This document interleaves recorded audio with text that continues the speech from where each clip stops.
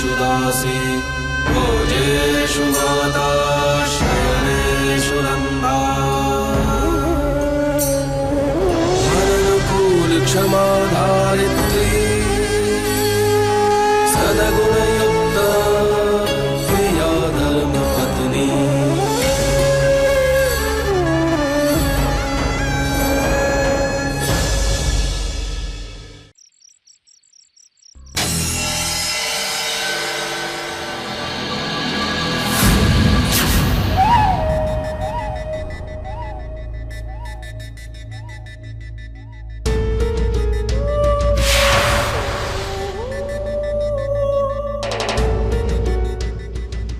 विशाल, विशाल तुम परेशान क्यों होते हो? उन लोगों की तो आदत है मुझे चोट पहुंचाने की। प्लीज उनकी वजह से तुम दुखी मत हो। नहीं माँ, जब भी उन्हें देखता हूं ना मुझे अपने आप पर काबू नहीं रहता, खास कर उस संतू पर। जब भी उसे देखता हूं तो याद आता है कि उसने कितना बुरा किया आपके साथ।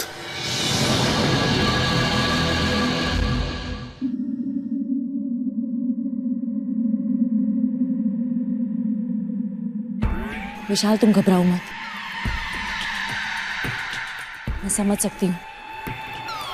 तुम्हारी जिस माँ की जगह उस माहियावंशी हाउस में होनी चाहिए थी, उसे इस गेस्ट हाउस में देखकर तुम्हारे दिल को काफी चोट पहुंचती होगी।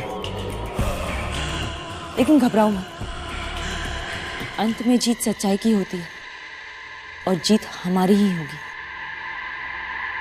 माँ, उसी दिन का मुझे कब से इंतजार है जब संतू और उसका पूरा परिवार आपके सामने अपने घुटने टेकेगा। तब पूरी दुनिया देखेगी कि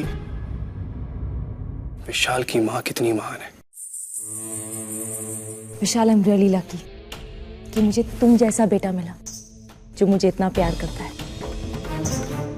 लेकिन कभी कभी तुम्हारी परेशानी देखकर लगता है कि तुम्हें यहाँ से बहुत दूर ले जाऊं, लेकिन फिर ये लगता है कि लड़ना जरूरी है, मेरे लिए नहीं, तुम्हारे मन की शांति के लिए। और ये शांति मुझे तब मिलेगी जब संतो और उसका पूरा परिवार बर्बाद हो जाएगा।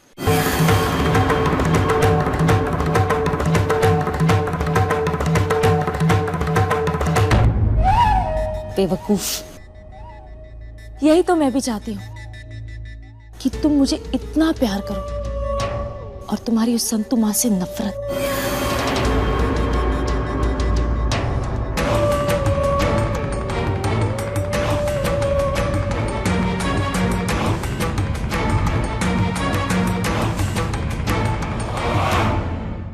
मिस्टर पटेल,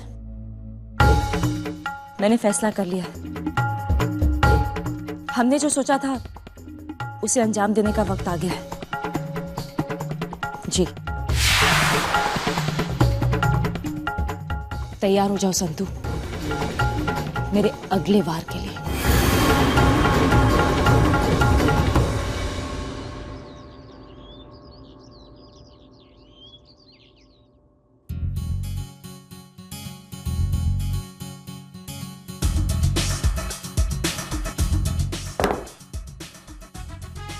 तुम्हें नहीं पता सुरीली कि कितना बेसब्री से इंतजार कर रहा हूं मैं।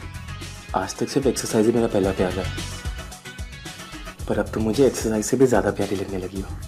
जल्दी से इंतजार खत्म करो सुरीली और मेरी सुनी जिंदगी में सुर भर दो। कब आओगे तुम? कब बजेगी घंटी? तब से तुम्हारी फोटो को देखकर ही डंबल्स मारे जा रहा हूं। तुम जल्दी से आ जाओ ताकि मैं तुम्हें देख के डंबल मार सकूं। हाँ?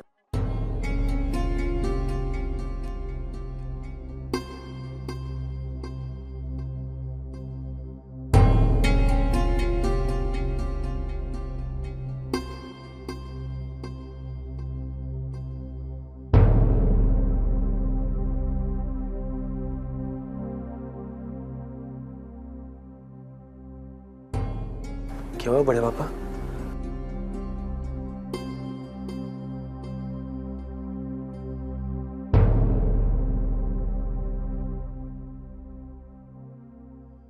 मेघा मेहरा की मौत से जिंदगी के सफर की संघर्ष गाथा।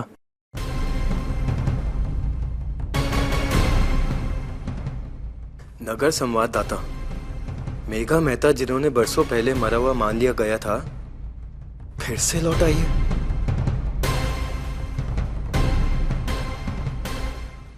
हमारे संवाददाता ने उनका एक इंटरव्यू किया और जाना कि कैसे मौत को मात देकर उन्होंने फिर से जिंदगी का दामन थामा। मगर फिर भी मेघा मेहता ने उन लोगों के नाम पर छुपी साथ दी गई है जिन्होंने उन्हें मौत के कगार पर पहुंचा दिया। ये सुना आप लोगों ने? आगे मैं पढ़कर सुनाता हूं। मैं उन लोगों को भूल जाना चाहती हूं जिनके कारण इतने साल मुझे मौत की लड़ाई लड़नी पड़ी।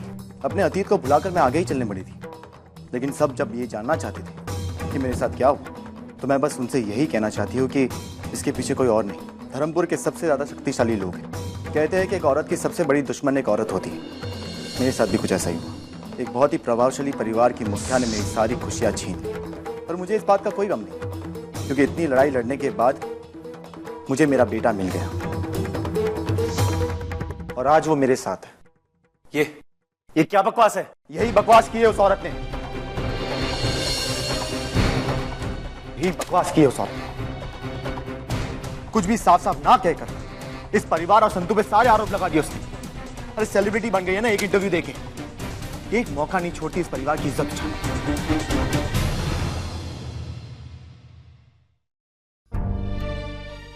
संतू, तुम ये सारी बातों पे ध्यान मत देना।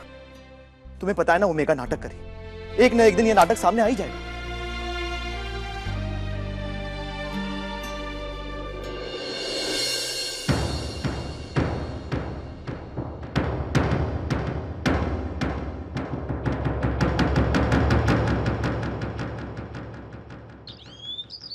Hence, Megha Mehra has proved herself as the winner of this test of life with her sacrifice and immense strength. Wow, Mom. काश मैं संतो का चेहरा तब देख पाता जब वो ये पेपर पढ़ रही थी। विशाल, ये सब कुछ मैं बिल्कुल नहीं चाहती थी, लेकिन मिस्टर पटेल ने इंसिस्ट किया कि मेरे साथ जो नाइंसाफी हुई है वो दुनिया के सामने आनी चाहिए और लोगों को पता चलना चाहिए कि मैं जिंदा हूँ। और सबसे बड़ी बात, तुम्हारी हार का बदला लेने के लिए ही मैंने ये सब कुछ किया है। You're a rock star, Mom. You are a woman of substance. आप अपने हक के लिए और सम्मान के लिए लड़ना जानती है। I really respect you a lot. और ये बात कोई बदल नहीं सकता। Thank you very much. और अब मेरी तारीफ करना बंद करो, जाकर तैयार हो जाओ, हमें ऑफिस के लिए नई जगह देखने जाना है। Okay. पता नहीं ये ममता का नाटक मुझे कब तक करना पड़ेगा।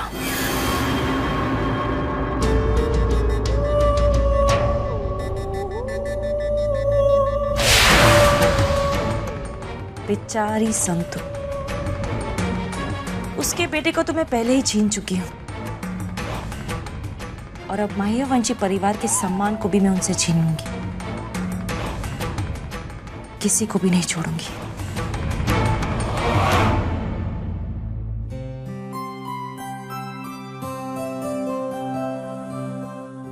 संतू बेटा, सब तैयारी हो गई? जी बाप, सारी तैयारी हो गई, बस आज खाने में मैंने देसी घी नहीं डाला है। क्यों? बा, आपका बीपी बढ़ रहा है ना, इसलिए। कुछ नहीं, ऐसा। मालकिन, आपसे कोई मिलने आया है।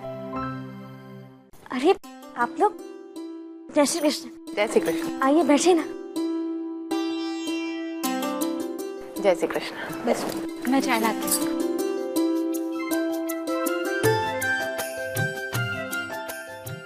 संतू बहन, मैंने गुजरात महिला संघ ज्वाइन कर लिया है। ये तो बहुत अच्छी बात है। हमारी संस्था का वार्षिक सम्मान समारोह होने वाला है। इस अवसर पर हम गुजरात की उन महिलाओं को सम्मानित करते हैं जिन्होंने कुछ खास उपलब्धि प्राप्त की हो। पिछले 3 सालों से तो लगातार ये अवार्ड आप ही ले रही हैं। इस साल ये अवार्ड हम किसी और महिला को दे रहे हैं और परंपरा के अनुसार पिछले साल का अवार्ड विजेता इस साल के अवार्ड विजेता को सम्मान देता है। तो आप आएंगी ना? जरूर, क्यों नहीं, मैं तो आऊंगी। किसी को सम्मानित करते हुए मुझे बहुत खुशी होगी। आपसे यही उम्मीद थी संतू बेन। इस साल जिस महिला को हमने चुना है उस दुखियारी ने बहुत तकलीफें सही हैं और तमाम मुश्किलों के बाद भी उसने अपने बेटे को जो परवरिश दी, जो प्यार दिया, वो काबिले तारीफ है। उसने उस बच्चे को जन्म नहीं दिया, लेकिन फिर भी सालों साल तक माँ का प्यार दिया है। क्या मैं पूछ सकती हूँ कि वो महान औरत कौन है? मेघा मेहरा।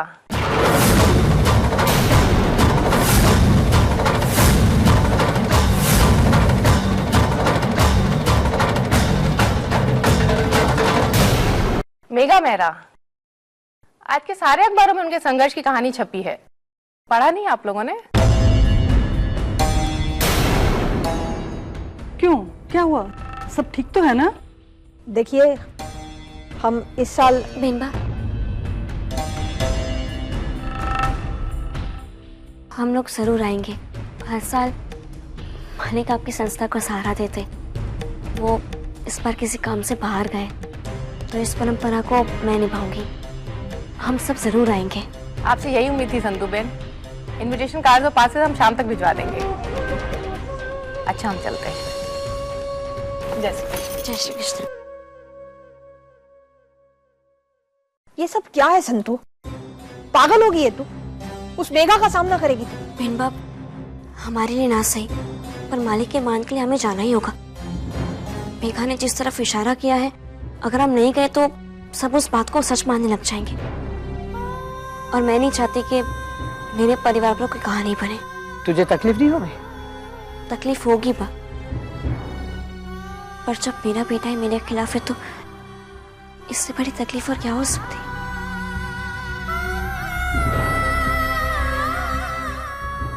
संतू आंटी की हालत देखी नहीं जाती मुझसे। कितना सब कुछ किया है उन्होंने सबके लिए, अपनों के लिए, परायों के लिए, और बदले में क्या मिला? सिर्फ बुराई। वो कुछ कहती नहीं है, पर मैं जानती हूँ कि वो बहुत दुखी है। इस सारे दर्द की एक दवा है मेरे पास। उस मेघा और विशाल को धक्के मार के धर्मपुर से बाहर निकाल देना चाहिए। ना रहेगी बांस, ना बचेगी बांसुरी। Just shut up Vikram. तुम हमेशा तोड़ने फोड़ने की बात क्यों करते हो? इससे सिर्फ मेघा को सिंपैथी मिलेगी और कुछ भी नहीं। हमें दादू के आने का इंतजार करना होगा। इस वक्त हमारी एक भी गलती उनकी परेशानी और बढ़ा सकती है। विशाल और मेघा को छूने के बारे में हम सोच भी नहीं सकते। Is it clear? तुम ठीक कह रहे हो, पर हमें कुछ ना कुछ तो करना ही पड़ेगा ना। कब तक क्यों हाथ पर हाथ धरे बैठे रहेंगे? कब तक इंतजार करते रहेंगे और विशाल और मेघा को अपनी मनमानी करते रहने देंगे? ऋषभ, बचपन में ही मेरी माँ गुजर गई। अनाथ हूं मैं। बचपन से अगर कुछ जाना है तो वो काम करना, सफलता पाना। और देखा जाए तो मैं यहाँ भी सिर्फ काम के सिलसिले में ही तो आई थी। अनजाने में मैं इस परिवार का हिस्सा बन गई, और ये सब संतू आंटी की वजह से। उन्होंने मुझे इतना प्यार दिया, कभी पराया नहीं समझा। मैंने अपनी माँ को तो देखा नहीं, पर मैं संतू आंटी को अपनी माँ मानती हूँ, और मैं अपनी माँ का दुख कभी बर्दाश्त नहीं करूंगी। उन्होंने कितना सब कुछ किया है मेरे लिए, और मेरे लिए ही नहीं, तुम सबके लिए। अब अगर उन्होंने इतना सब कुछ किया है, तो हमें भी उनके लिए कुछ ना कुछ तो करना चाहिए ना। त्रिवेणी, जितना प्यार तुम संतो दादी को करती हो, उतना हम भी करते हैं, मगर रास्ता दादू को ही निकालना होगा। हमारा डिस्कशन करने से कुछ भी नहीं होगा। शांत बैठने से भी कुछ नहीं होगा, और मैं संतू आंटी को और परेशान होते हुए नहीं देख सकती। You're right. इस मामले में मैं तुम्हारे साथ हूँ, भैया के नहीं। देखो, मुझे सिर्फ हाथ पैर चलाना आता है, जिसके लिए भैया ने मुझे रोक के रखा है। पर अगर तुम कहो तो मैं ये सब करने के लिए तैयार हूँ। ज्यादा से ज्यादा क्या होगा? उनको मारने के चक्कर में जेल जाऊंगा ना। चला जाऊंगा, दादी के लिए कुछ भी। नहीं विक्रम, हमें कोई बीच का रास्ता ढूंढना होगा। कोई ऐसा रास्ता जिससे हमारे परिवार के किसी भी सदस्य पे कोई आंच ना आए, संतू आंटी को दुख भी ना हो, और विशाल और मेघा का नकाब भी उतर जाए। पर ये होगा कैसे? Award function. अवार्ड फंक्शन मतलब बहुत सारे लोग, धर्मपुर के भी और बाहर के भी। मेघा ने जिस तरह से बेइज्जती की थी संतू आंटी की, हम उसी तरह से जवाब देंगे उनको। Aunty aunty aunty aunty aunty, देवी माँ ने आपकी सुन ली। लंदन में मौसम ठीक हो गया, डीएम अंकल के टिकट्स आ गए। वो कल आ रहे हैं। तो आने दो ना उन्हें, आ जाए कल या सालों बाद। मुझे क्या पड़ी है? उन्हें मेरी चिंता नहीं है तो मुझे भी उनकी चिंता नहीं। देखते हैं, जब वो आएंगे ना तो सबसे पहले आप ही दौड़ेंगे उनका स्वागत करने के लिए और अपनी सारी नाराजगी भूल कर ना आप उनसे गले लग जाएंगी। पता है क्या कहेंगी? मालिक आप आ गए मालिक, इतनी देर क्यों लगा दी मालिक?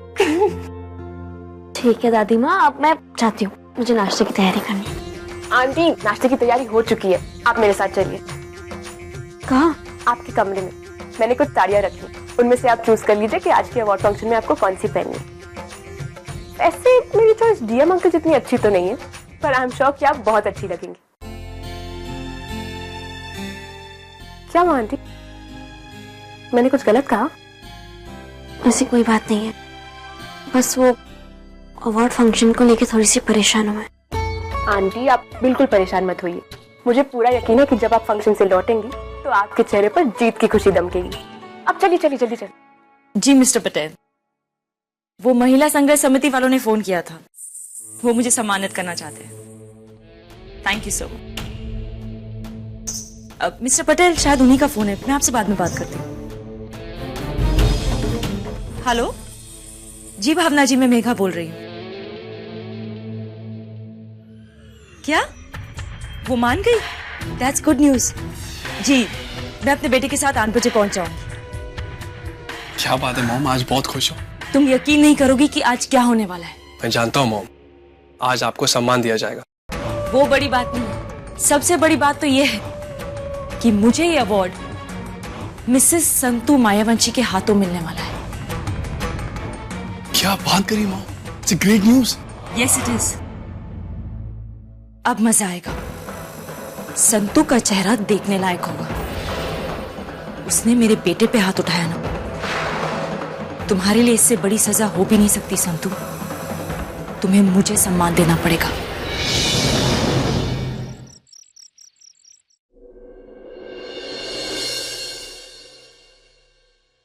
ये है मेघा जी।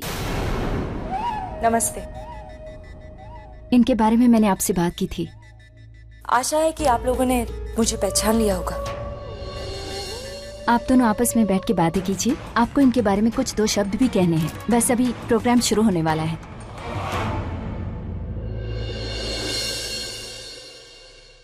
हेलो मेघा आंटी, कैसी हैं आप? आई थिंक दादी और आपके बीच में मैं एक अच्छा मीडिएटर बन सकता हूँ। वैसे भी मुझे ये जानने में बहुत दिलचस्पी है कि कैसे आपने ये अवार्ड अपने नाम करवाया। आई मीन आपकी उपलब्धियां जानना चाहता हूँ। मैंने क्या क्या किया है ये बहुत जल्द तुम्हें पता चल जाएगा। संतू, अब तक मैंने सिर्फ तुम्हारी खुशियां छीनी, अब मैं तुमसे तुम्हारा सब कुछ छीन लूंगी। और आज तुम्हारे हाथों ये अवार्ड पाके मैं तुम्हें तुम्हारी औकात बता दूंगी। चलिए प्रोग्राम शुरू होने वाला है, आइए प्लीज।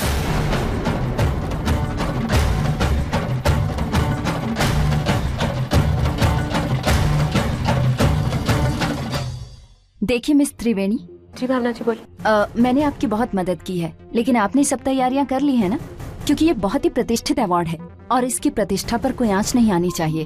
आप फिक्र मत कीजिए, अवार्ड्स के सम्मान पे कोई आंच नहीं आएगी। और उससे ज्यादा ये एक औरत के सम्मान की बात है, उसकी आन की बात है, और दोनों सलामत रहेंगे। बस ऐसा ही हो तो अच्छा है।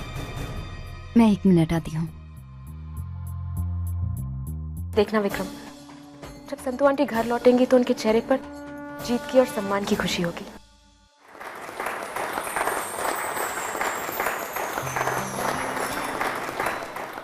नमस्कार, आप सभी का इस सम्मान सत्कार में हार्दिक स्वागत है। हमें आपको ये बताने की बिल्कुल जरूरत नहीं है कि गुजरात महिला समिति की उपलब्धियां क्या है, लेकिन हम आपको ये जरूर बताना चाहेंगे कि हमारा लक्ष्य क्या है।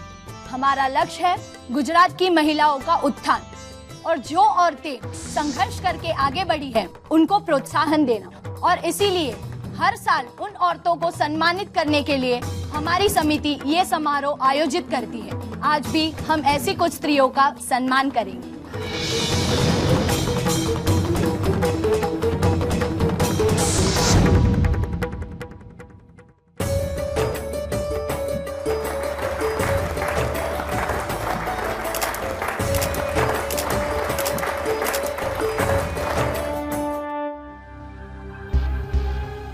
विक्रम त्रिवेणी का।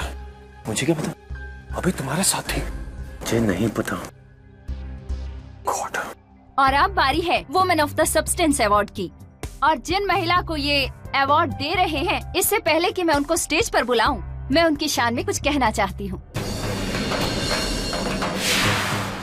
उन्होंने हमारे देश की महिलाओं के लिए जो त्याग किया है, उसके बारे में कुछ कहना चाहती हूँ। वो महिला अपने आप में एक मिसाल है, एक प्रेरणा है। उन्होंने अपना घर छोड़ा, उनके अपनों ने उन्हें छोड़ दिया, फिर भी उन्होंने हिम्मत नहीं हारी। उन्होंने मौत से जिंदगी तक का सफर तय किया। आप ये जरूर जानना चाहेंगे कि वो महिला कौन है। वो महिला है मेघा मेहरा।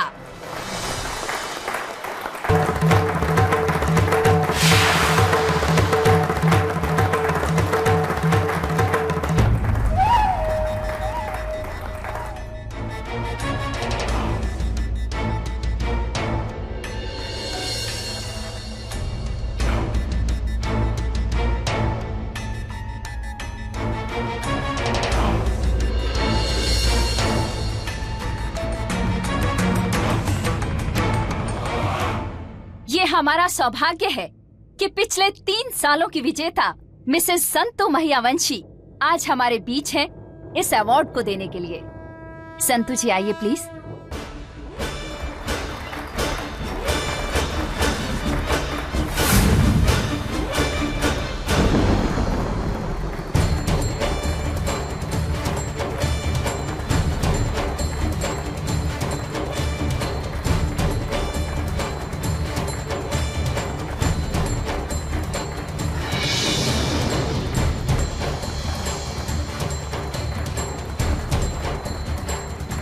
ये अवार्ड देने से पहले मैं स्टेज पर किसी को बुलाना चाहती हूँ 2 शब्द कहने के लिए, जो कि इस समारोह के लिए बहुत ही जरूरी हैं।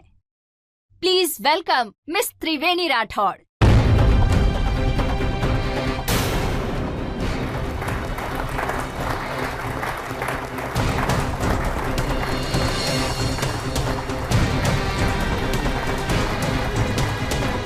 त्रिवेणी, ये सब क्या है? अंत पाप और साजिश का।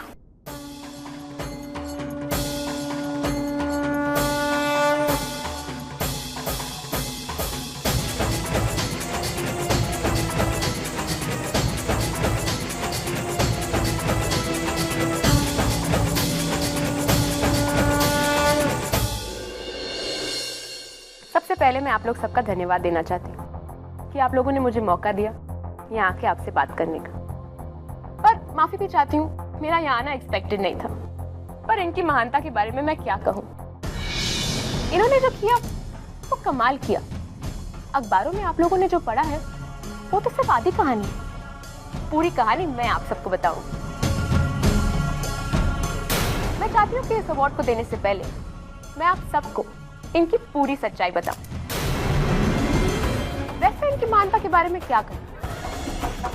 अपनी महानता जताते हुए इन्होंने तो उस परिवार का नाम भी नहीं लिया जिस परिवार ने उन्हें इतनी तकलीफ दी। पर उस परिवार का नाम आज मैं आप सबको बताऊं।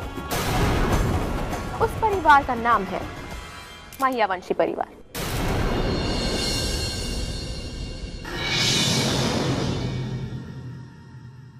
और वो औरत जिसने मेघा जी को इतनी सारी तकलीफ दी, वो औरत और कोई नहीं, संतु महियावंशी ही है।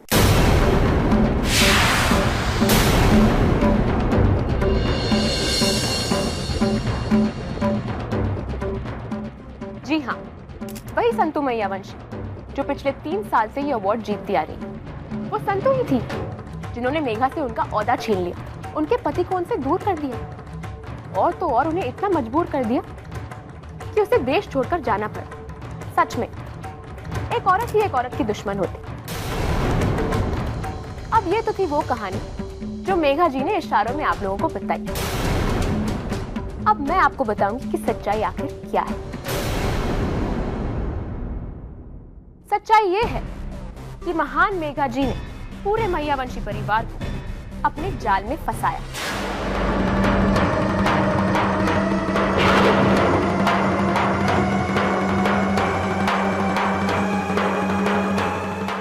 इन्होंने उनको मजबूर किया कि वो उन्हें अपनी बहू माने।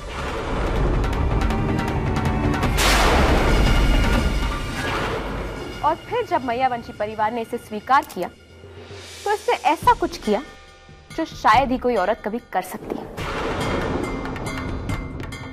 इसने परिवार को तोड़ना शुरू किया और फिर जब सच्चाई सामने आई कि ये कभी धर्मराज की पत्नी थी ही नहीं, तब इनके पास भागने के अलावा और कोई चारा नहीं बचा। पर भागते भागते भी इन्होंने औरत जात को एक नई ऊंचाई पर पहुंचा दिया। इन्होंने संतू और धर्मराज के बच्चे को चुरा लिया।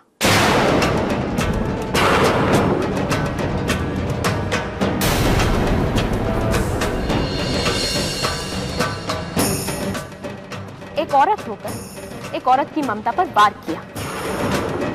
और सिर्फ इतना ही नहीं, उसने उस बच्चे को अपने पास कई सालों तक रखा। इन्होंने इस बच्चे के मन में सिर्फ जहर भरा, अपने परिवार के खिलाफ और अपनी मां के खिलाफ। ये झूठ है। तो फिर सच क्या है? क्या तुम धर्मराज की पत्नी हो? हाँ, क्या प्रूफ है तुम्हारे पास? कोई भी डॉक्यूमेंट, कोई मैरिज सर्टिफिकेट?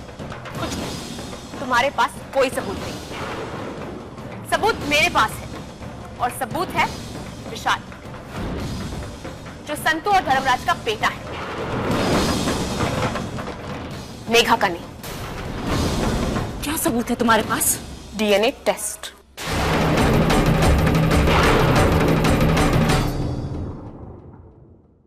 इसी लायक है, इसी लायक है। इन्हें तो यह पुरस्कार मिलना ही चाहिए। औरत जात के नाम पर इन्होंने जो किया है वो तो इतिहास के पन्नों पर लिखा जाएगा, पर सुनहरे अक्षरों से नहीं, काले अक्षरों से। इनकी हिम्मत तो देखिए, इतना सब कुछ होने के बाद भी वो यहाँ आई उसी संतू के हाथ से पुरस्कार लेने, जिसका इन्होंने घर तबाह कर दिया, जिसका बच्चा इन्होंने चुरा लिया। अब आप लोग ही फैसला कीजिए, क्या इन्हें पुरस्कार मिलना चाहिए? इस औरत को जो ना अच्छी माँ है, ना अच्छी बीवी, ना अच्छी औरत और ना अच्छी इंसान।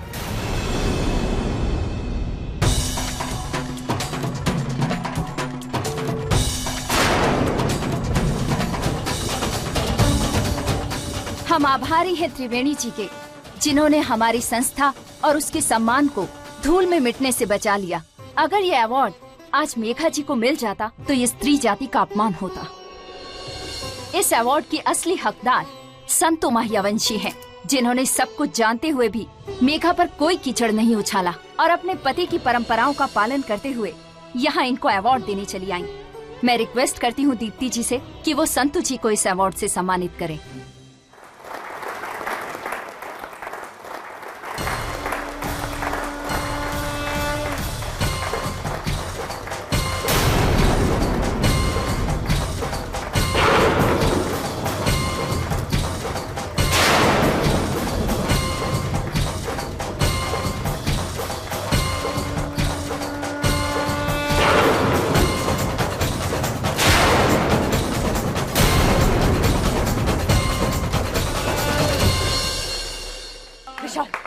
चलो यहाँ से, चलो।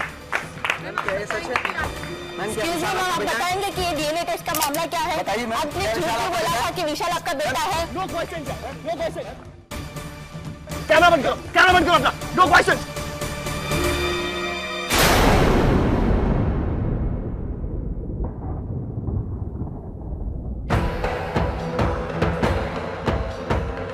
परिवार को तोड़ना शुरू किया और फिर जब सच्चाई सामने आई कि ये कभी धर्मराज की पत्नी थी ही नहीं, तब इनके पास भागने के अलावा और कोई चारा नहीं बचा। एक औरत होकर दूसरी औरत की ममता पर वार किया, जो ना अच्छी माँ है, ना अच्छी बीवी, ना अच्छी औरत और ना अच्छी इंसान।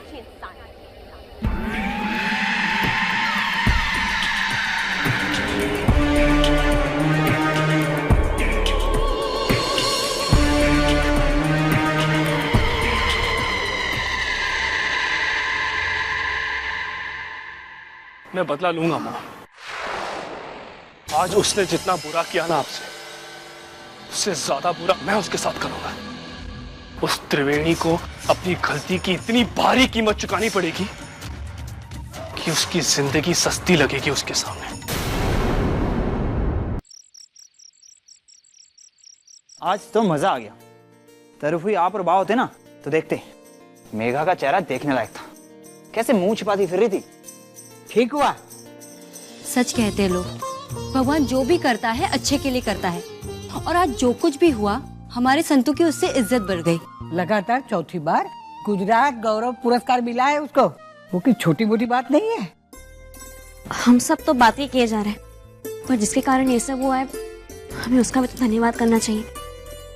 आज अगर मरियावंशी परिवार की लाज बची है तो वो केवल त्रिवेणी के कारण। सही कह रही है संतू, आज जो कुछ भी कमाल हुआ है वो सिर्फ त्रिवेणी की वजह से। हेलो हेलो हेलो, रावण मरा तो सब राम जी की ही जय जयकार किए जा रहे हैं। अरे भाई, हनुमान जी का क्या जिसने लंका को ढूंढा। सब लोग त्रिवेणी भाभी को क्रेडिट दे रहे हैं। अरे मैंने भी कुछ किया भाई।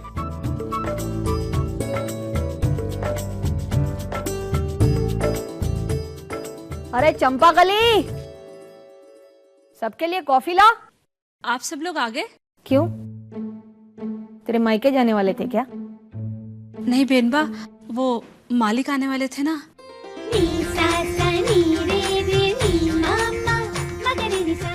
हाँ, सूरज भाई का फोन आया था विलायत से। मालिक का जहाज उतरने वाला है, ड्राइवर को भेजने के लिए कहा था। मैंने कई बार फोन मिलाया, पर आप में से किसी का फोन नहीं लगा। मालिक को लाने कोई गया भी नहीं। वो बेचारे अकेले आ रहे होंगे। इतना लंबा सफर, उन्हें ऐसे अकेले लौटना अच्छा नहीं लगता। पता नहीं वो आएंगे तो कितना गुस्सा होंगे।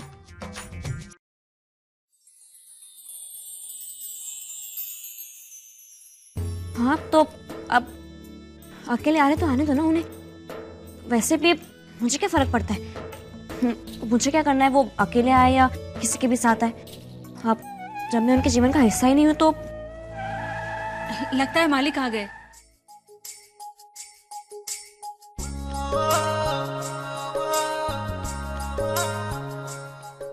चंपाकली, मेरे साथ चलो, मुझे कुछ काम है। मालकिन, मालिक कितने दिनों बाद आ रहे, कम से कम उनसे मिल तो लीजिए। ज्यादा मत बोलो, मैंने कहा ना, मेरे साथ चलो। चलो।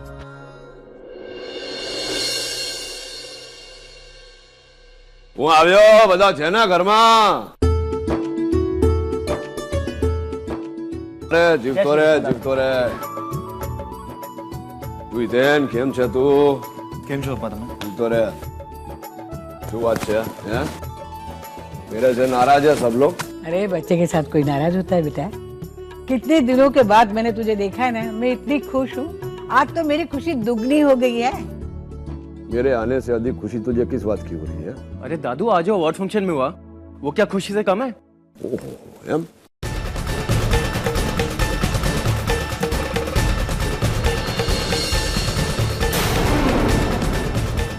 શું બોલે છે મોટી બેન?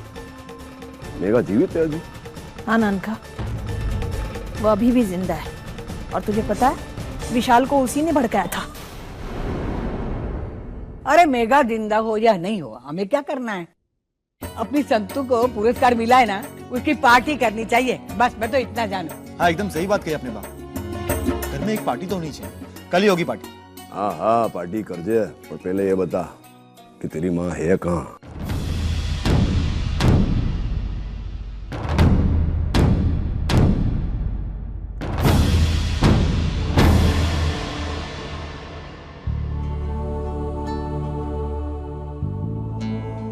ओहो, नाराज है नहीं? वांदो नहीं, मैं मनाता हूं जाके।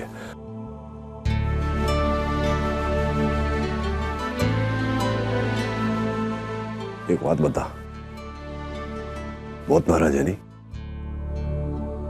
मानेगी ना? पर आप इतने घबराए हुए क्यों? यह गंडा धर्मराज मैया वंशी अपनी पत्नी से डरेगा। गांडो थी गयो छे।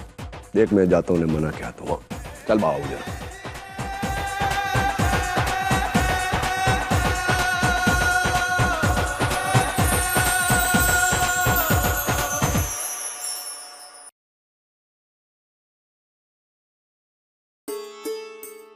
चंपाकली, मेरी जो बाकी की साड़ी वो भी है। मालकिन, मालकिन ये सब सामान रखना कहाँ है? कौन से कमरे में? कमरे में तो घर के लोग रहते हैं। मैं जाकर गेस्ट हाउस में रहूंगी। मेरा सामान वहीं रखवा देना चंपाकली। ये चंपाकली, अपनी मालकिन को बोल कि मेहमान कक्ष है ना, वो बहुत खराब हालत में, उसकी मरम्मत करवाने की। चंपाकली, इनसे कह दो कि मैं दूसरे कमरे में जाकर रहूंगी। बोल जरा मालकिन को, क्या उस कमरे में तो पंखा भी नहीं चलता, गर्मी है। मुझे गर्मी में रहने की आदत है, और इनसे पूछो कि इन्हें क्या फर्क पड़ता है कि मैं गर्मी में रहूं या धूप में।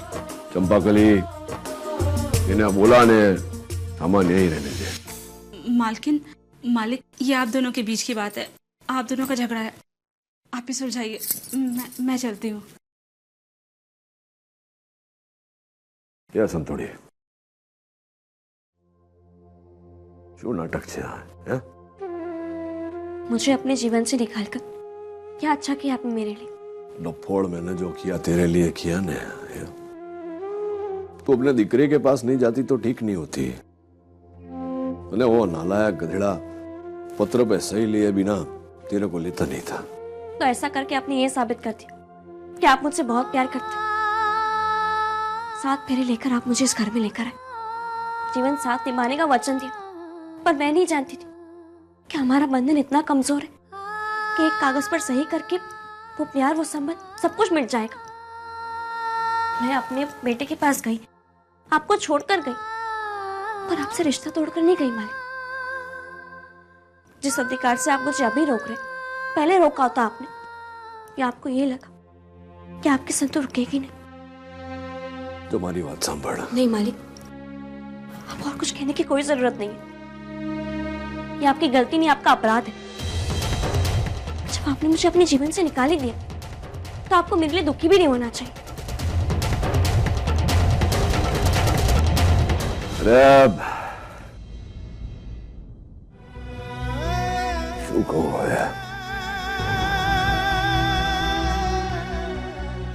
पापा?